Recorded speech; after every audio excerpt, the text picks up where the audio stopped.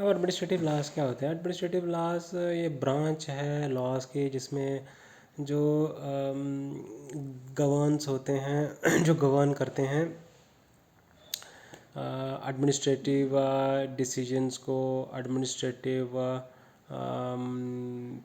Planning को। ठीक है, तो एडमिनिस्ट्रेटिव इसके सिग्निफिकेंस क्या है एडमिनिस्ट्रेटिव लॉस के? एडमिनिस्ट्रेटिव लॉस जब हों तो ये चेक करता है गवर्नमेंट के आर्बिट्ररी एक्शन को। ठीक है, ये एफिशिएंसी को रिस्टोर करता है और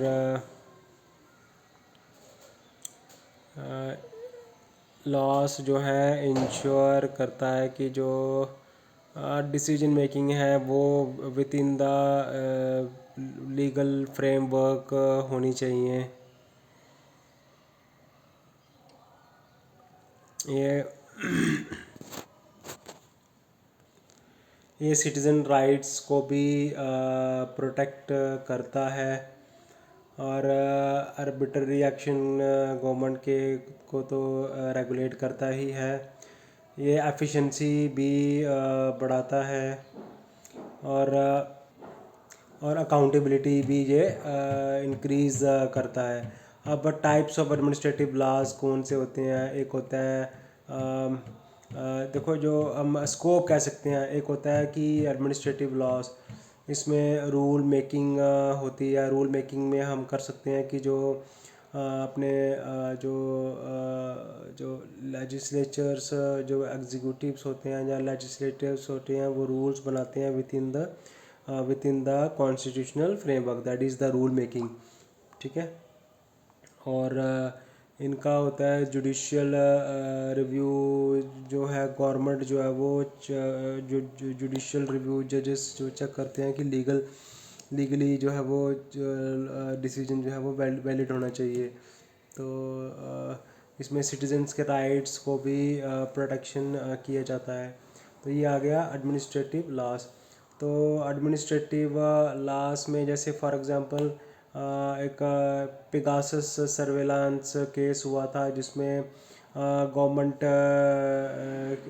के आर्बिट्ररी एक्शन के ऊपर चेक किया गया था कि गवर्नमेंट प्राइवेसी को वायलेट कर रही है, आर्बिट्ररी वो सर्वेलांस करवा रही है अपोजिशन पार्टीज़ का, अपोजिशन पार्टीज़ के लीडर्स का।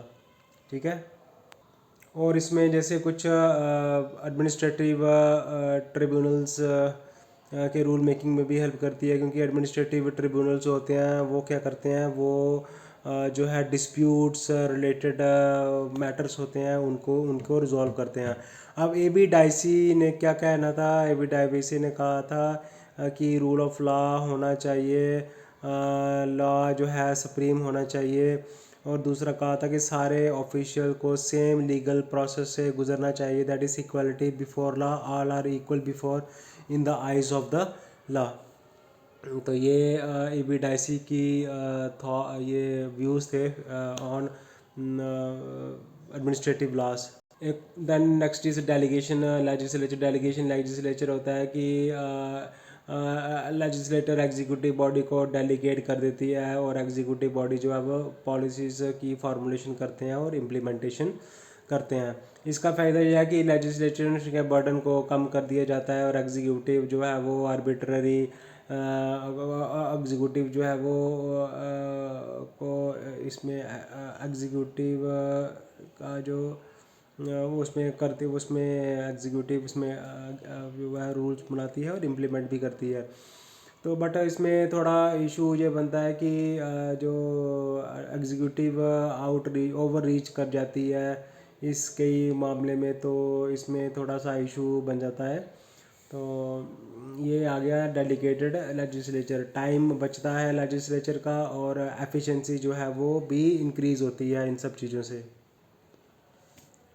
और कुछ एमरजेंसी सिचुएशन जैसे बन जाती है तो इसमें क्विक हम रिस्पॉन्ड कर सकते हैं, क्योंकि जैसे मान लीजिए कि जैसे लॉकडाउन के टाइम में जो कुछ मेजर्स लिए थे, वो एग्जीक्यूटिव ऑर्डर के थ्रू लिए गए थे। तो उसमें डेलीगेटेड लेजिस्लेशन अडॉप्ट करके तो इसमें जितने भी पैकेजेस थे वो इकोनॉमिक पैकेजेस हैं, या फिर कोई भी मेजर जैसे कोविड वैक्सीनेशन देना, तो ये सारे चीज़ें जो है वो जो है फ्रेम किए थे उस टाइम पे। ओके। उसके बाद एडमिनिस्ट्रेटिव ट्रिब्यूनल्स आते हैं, या डिस्प्यूट्स रिलेटेड मैटर्स जो है रिजॉल्व करते हैं, जैसे सेंट्रल एडमिनिस्ट्रेटिव ट्रिब्यूनल कोई भी एम्प्लॉइज़ के ग्रीवियांस हैं, उनको डिस्प्यूट्स हैं उसको रिजॉल्व करते हैं। उसके बाद इनकम टैक्स अपीलाट ट्रिब्यूनल्स होते हैं, कोई भी टैक्स रिलेटेड कोई भी डिस्प्यूट हो, इशू हो, उसको रिजॉल्व करते हैं। दैन नेशनल ग्रीन ट्रिब्यूनल, उसमें जो है इन्वायरमेंटल को रिलेटेड कोई भी डिस्प्यूट हो या कोई नॉन कंप्लाइंस हो रहा हो, तो इंश्योर करते हैं कि कंप्लाइंस हो इन्वायरमेंटल लॉज का। तो ये जो है डिफरेंट एडमिनिस्ट्रेटिव ट्रिब्यूनल्स हैं। तो ओके।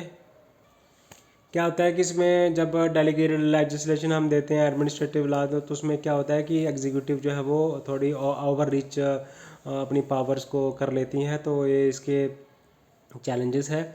और दूसरा जो है इसमें एक चीज़ और आती है कि चैलेंजेस इसमें जो जजेस का आगे ही वर्क ओवरलोड है, तो जुडिशल रिव्यू में जजेस का बैकलॉग बड़ा हो जाता है जुडिशल का। तो इसमें सिटीजन्स की अवेयरनेस जो है वो बहुत कम है। जितने भी जो ट्रिब्यूनल मैकेनिज़्म है तो उसके अवेयरनेस ही नहीं है उन लोगों को।